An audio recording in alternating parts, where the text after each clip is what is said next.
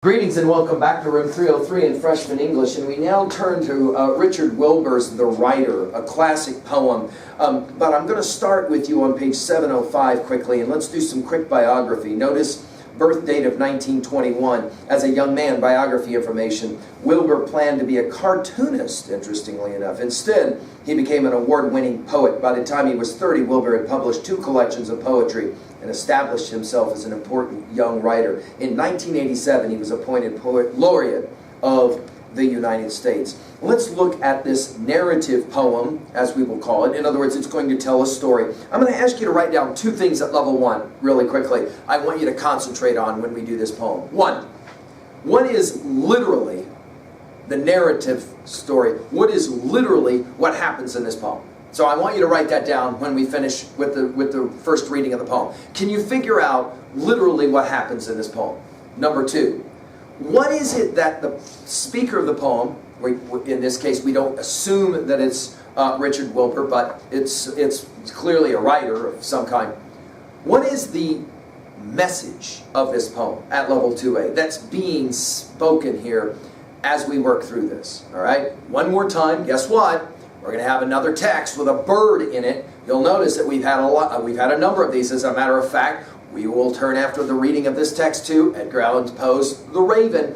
What's up with birds? Why do we see birds so much? Emily Dickinson's Hope is the Thing with Feathers. I mean, we could start making a list of all of the titles that we've worked with. The Scarlet Ibis. What is up with birds? Why do we have so much referencing to birds in our freshman study? And of course, the answer is birds are a remarkable symbol. They can become a symbol of freedom. They can become a symbol in the phoenix of rebirth and all of that. Here in this poem, what will the bird symbolize? Okay, so that will be our question. Let's now read the poem together. Just follow along. Stay up now. Really focus, and then we'll come back to exegete. The Writer by Richard Wilbur. In her room at the prow of the house, where light breaks and the windows are tossed with linden, my daughter is writing a story. I pause in the stairwell, hearing from her shut door a commotion of typewriter keys, like a chain hauled over a gunwale. Young as she is, the stuff of her life is a great cargo, and some of it heavy. I wish her a lucky passage. But now it is she who pauses, as if to reject my thought and its easy figure. A stillness greatens, in which the whole house seems to be thinking. And then she is at it again with a bunched clamor of strokes, and again is silent. I remember the dazed starling, which was trapped in that very room 2 years ago. How we stole in, lifted a sash, and retreated, not to affright it. And how for a helpless hour, through the crack of the door, we watched the sleek, wild, dark, and iridescent creature batter against the brilliance, drop like a glove to the hard floor, or the desktop, and wait then, humped and bloody, for the wits to try it again. And how our spirits rose when suddenly, sure, it lifted off from a chairback, beating a smooth course for the right window and clearing the sill of the world. It is always a matter, my darling, of life or death, as I had forgotten. I wish what I wished you before, but harder. All right, now this is a brilliant, brilliant little text that starts out looking so unbelievably simple and finds its way into our conscience and into our mind with tremendous force if we allow it. So let's go to work. But again, I said to you when we began this, what actually is going on in this poem? Well, let's say it out loud at level 1. We got 2 things going on simultaneously, right? 1, we have a father who we can kind of assume as the speaker of the poem is probably also a writer. Okay, some people have even said, well, maybe it is Richard Wilbur himself, but for sure the speaker is a writer who is a father. He walks by the room in his house And behind the door, he hears a typewriter. Now, I find it ironic that your textbook company on page 709 had to actually give you a picture of a typewriter because, of course, we don't use typewriters anymore today. Now, if we ever do type, we usually do it on a keyboard. But go ahead and imagine it. In other words, a keyboard or a typewriter, right? She's back there and she's typing away, typing away. And then all of a sudden there's a pause. And there's no sound. And then typing, typing, typing away. Okay? Now that little moment for the father reminds him of an event that happened long ago in that same room when somehow a bird, a starling, got into the room and was trying to get out and was just whacking against stuff. So they snuck in, opened a window to try and help the bird escape. But it took forever for this bird to escape. It kept flying out, but going at the wrong window, the closed window. It kept hitting stuff over and over again. Hitting, whack, falling down, dazed. Back up again, hitting, whack, fall down, dazed. And finally, at the end of an excruciating hour of watching this happen, the bird finally lifted, flew through the open window, free. Okay? So simultaneously, we got this interesting moment where the father is listening to his daughter writing a story he knows, writing something in the room. And he immediately is reminded that it was in this very room where that bird struggled to try and get out of a window and be free. And then, the very end of the poem, the last stanza. It's always a matter, my darling. By the way, notice how darling and starling sound very close. It's always a matter, my darling, of life or death, as I had forgotten. I wish what I wished you before, but harder. Now, the final lines of this poem will only work once we give ourselves to the opening lines of this work as we begin the process of asking what exactly is going on. First of all, for your notes at level 1, let's work through this poem stanza by stanza to appreciate it.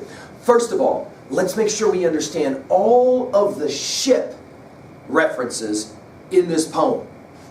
That's significant. We don't want to miss this, because what do ships do? They go on journeys. What do they carry? They carry cargo. So right away we've got all kinds of ship imagery going on. In a room at the prow of the house, the front of a ship, where light breaks and the windows are tossed with linden. We're going to hear about windows here in a little bit. My daughter is writing a story. A brilliantly crafted first 3 lines to tell us a bit of setting. So write that down at level 1. If this is a narrative poem, we got to have setting. Where are we? We're not on a boat. Don't be confused. We're not on a boat. But his house, he's kind of, in metaphor, saying is kind of like a boat. And there in the room, my daughter is writing a story. I pause. Now we're going to have a couple of pauses in this poem itself. I pause. In the stairwell, hearing from her shut door a commotion of typewriter keys like a chain hauled over a gunwale. Now that simile, like a chain hauled over a gunwale, only works if you've ever heard that when the anchor chain is being pulled out and kind of. Now, typewriters are different from computers in one primary way. You hit a key and an actual arm comes up. You can see the picture of a typewriter there on 709. An actual arm comes up and smacks against the paper and then comes back down. So there's a different kind of sound. Put this in your notes. There's a different kind of sound to the sound of somebody typing on an actual typewriter than a keyboard. A keyboard has a sound, but it's a different kind of sound. For example, when we all go down to the tech lab and we're all sitting down there, all of us are typing. You can kind of tolerate that sound because it's not really that loud. If all of those computers were the old-fashioned typewriters in one of those rooms, dude, trust me, I'm an old fart, so I can tell you this from first-hand experience. It was loud. When a typewriter is kind of the sound, okay? And he's hearing that sound. All right? Paragraph, stanza number 2. Young, stanza number 3. Young as she is, The stuff of her life is a great cargo, and some of it heavy. Colon, I'm teaching you to read close. Watch this. Colon, I wish her a lucky passage. Two things about the third stanza. Write it down. She's typing, and he says, you can tell she's hitting at the keys really hard. And by the way, the harder you hit the key, the harder it hits against the paper. So when it's a really loud sound, that means you're pushing hard against the key. In computers, it never works this way. You can push as hard as you want to against the keypad. It doesn't work the same way. But in the old typewriters, the harder you hit the key, the harder it will hit against the paper. And she's rattling out. And we're told she's working on the stuff of her life. It's very heavy. She's young. She's trying to figure out the stuff of her life. We think of Stafford's poem 15 immediately, don't we? All this stuff going on in her life. And he says it. I wish her a lucky passage. So let's put this in our notes. It's going to be critical to reading the last line of the poem. He says, you know what? If she's on a ship, metaphorically speaking, writing is kind of like taking a journey. I wish her a lucky passage. In other words, I hope she figures out what she's looking for. That's what I hope. Then, paragraph stanza number 4. But now, notice the presency of this poem. It's like all of that stuff is kind of like a little bit in the past, but now he literally is standing right outside of her door and he's listening. Of course, as a writer and as a father, you're kind of interested to know what your kid is doing, so you're listening. But now, it is she who pauses before it was him. In other words, no sound. It's silent in the room. As if to reject my thought and its easy figure. In other words, I hope you have a lucky passage. A stillness greatens, in which the whole house seems to be thinking. And then she's at it again, with a bunched clamor of strokes. And again is silent. In other words, he recognizes what's going on the other side of the door. Let's put this in our notes. This is brilliant stuff. What's going on the other side of the door? The act of creativity. The art of actually creating. And that is, for her, a heavy weight. He can tell by the way she types a little bit, then she stops. Then she types a little bit more, then she stops. All of us have at some point, now a 3B observation, all of us have at some point tried to create something and know the torture, the painful torture of trying to create something, right? Trying to write something and how hard it is. I know what I want to say, but I can't find the words to say it. And I'm trying, and then I'm stopping, and then I'm trying, and then I'm stopping. This is what's happening behind the door. Now that's the first part of the poem. Okay? Then the second part of the poem on page 709. I remember, now we become reflective. We're going to have a second story. I remember the dazed starling, a little bird, which was trapped in that very room 2 years ago. So notice the brilliance of this poem. He walks by the room and he's like, oh, my daughter is typing. She's working on a story. I'm not going to invade or intrude. I'm not going to open the door and say, hey, honey, do you need any help? No. It's too sacred. The child's creative process, it's too sacred to interrupt. So all he does is he just wishes her a lucky passage.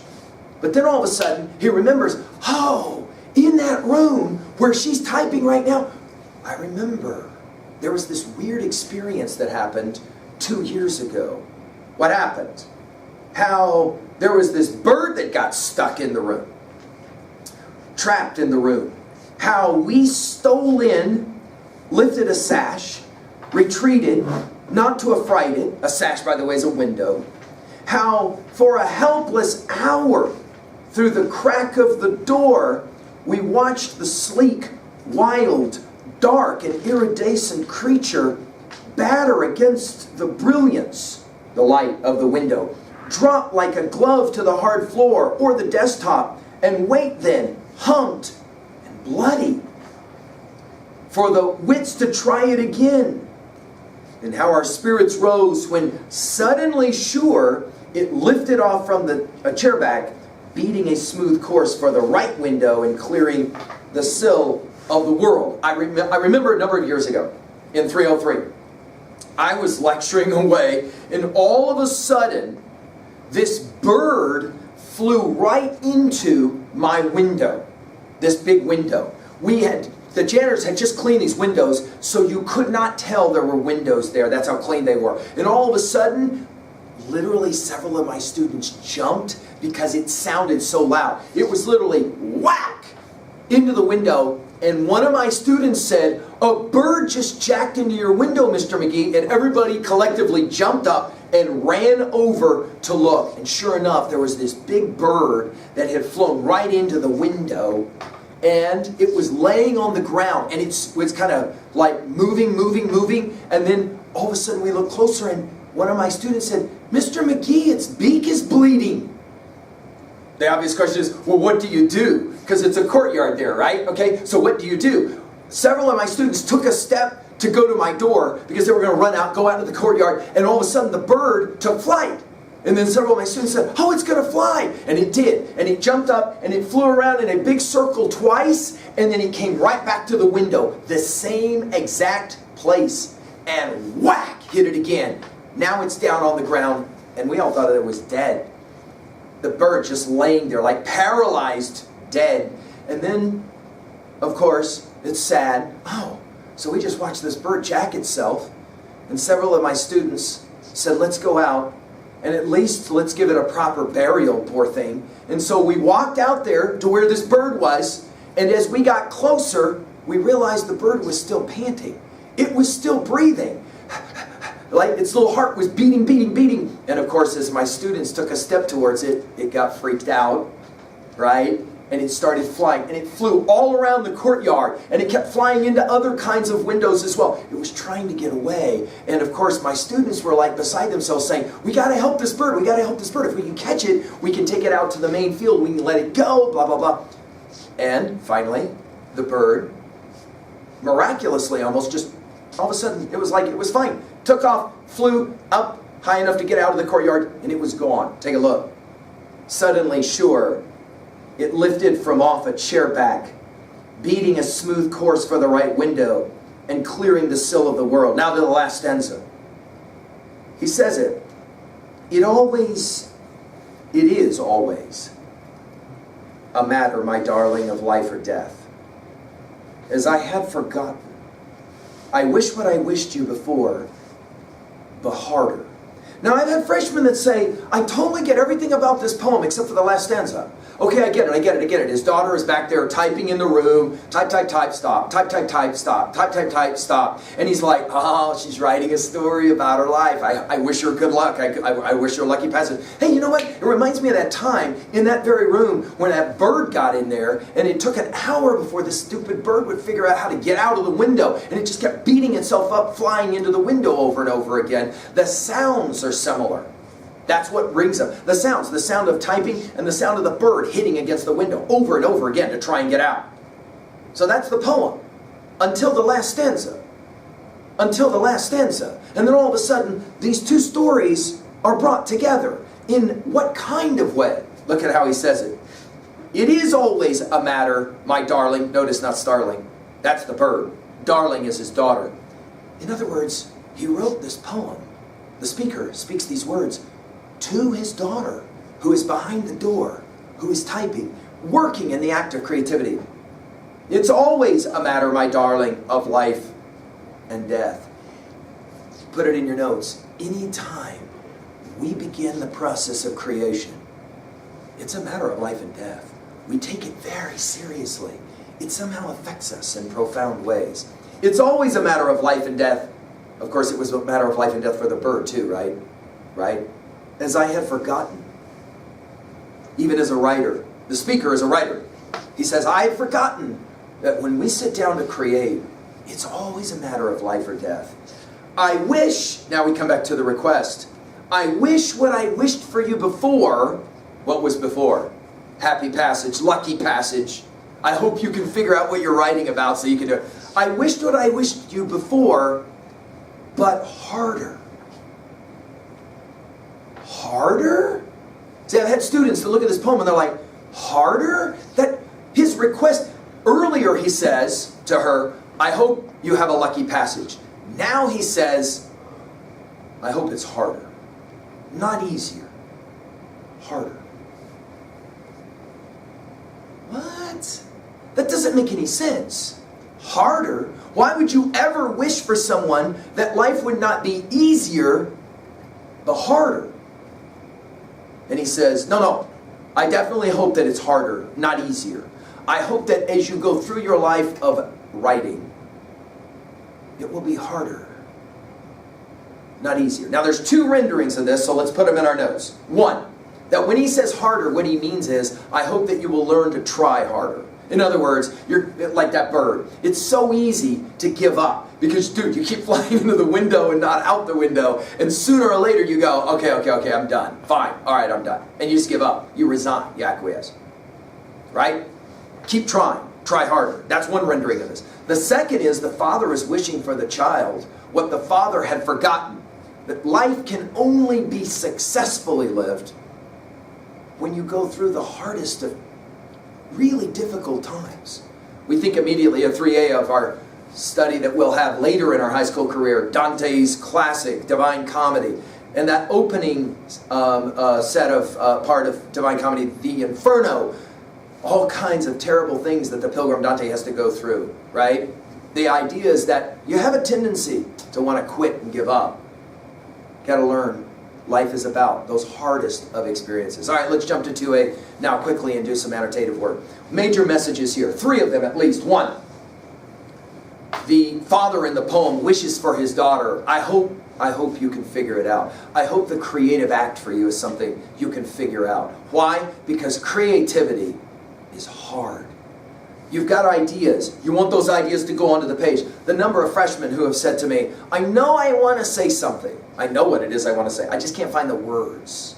To quote a classic textual study in your junior year by T.S. Eliot, Love Song of G. Alfred Prufrock, it is impossible to say just what I mean.